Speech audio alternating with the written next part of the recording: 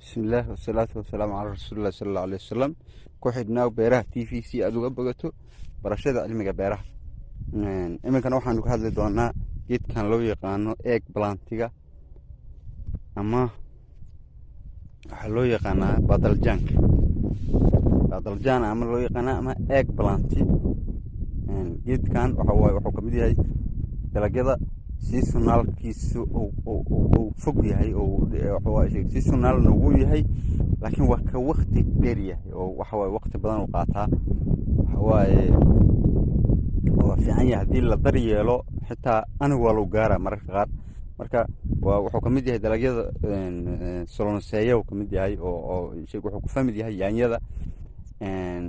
waxaa loo abuuraa sida tan. waxaa kaloo lagu abuuri karaa oo ugu fiican yahay weliba diriibka markii lagu abuuro aad buu u fiican yahay. waxawaaye miro wuxuu dhalaa oo kuuskuusan oo ama madmadow ama kii isheeg ah ama cadcad.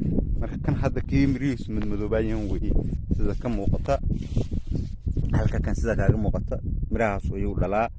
marka waxawaaye iyo kuwo kasii waaweynba.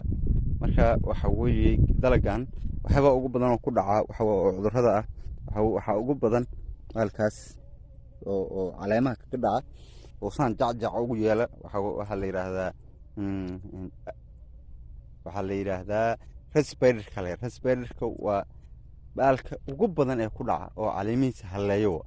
marka aad buu u adkeysimo badan yahay oo fiican yahay geedkani oo in la beerto oo beeraleydu beerato waxawaaye aad ugu fiican yahay. maxaa yeelay buufin badanna kaagama baahna,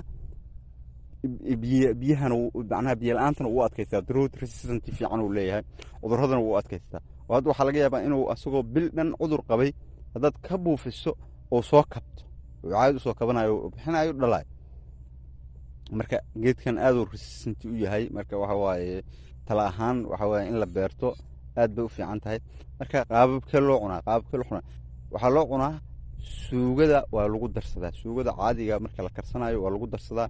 waxaa kaloo loo samaystaa oo loo cunaa qaab ah in inta la shiilo sida oo bocor caddaha la yidhaahdo sidiisoo kale inta la shiilo ayaa cuntada la dul saartaa. marka aad buu markaas u macaan yahay. marka oo noocaasoo kale loo sameeyo waa la shiilaa, waa la jarjarayaa, dhudhuubaa loo jarjarayaa, dubkan koraa laga sariibaa.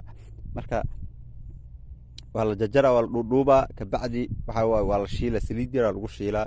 marka aaduu ugu macaan yahay markaas oo macnaha keligiis loo cuno ama cuntada la dul saarto. waxawaaye very delicious. marka waan rajaynaynaa in dadkuna saas u bartaan oo noocyada loo samaysto. noocyo kaloo loo sameeyaana way jiraan oona hadda naga daxson. marka waxawaaye waa laga helaa youtubeyada iyo haddii laga baaro. marka halkan waxaa ku jira fitamiino badan baa ku jiraan oo ka mid tahay fitamiinada laga helo ama vitamin d-ga ama vitamin b. waxyaabahaasoo dhan aad baa looga helaa. waa nafaqooyin jirka white blood cellska waxyaabaha dhisoo kale ay aad bay ugu badan yihiin. marka waxaan rajaynaynaa in laga faa'iidaysan doono, la abuuran doono, laguna nacfin doono. intaasaanu kusoo koobaynaa. wasalaamu calaykum waraxmatullaahi wabarakaatu.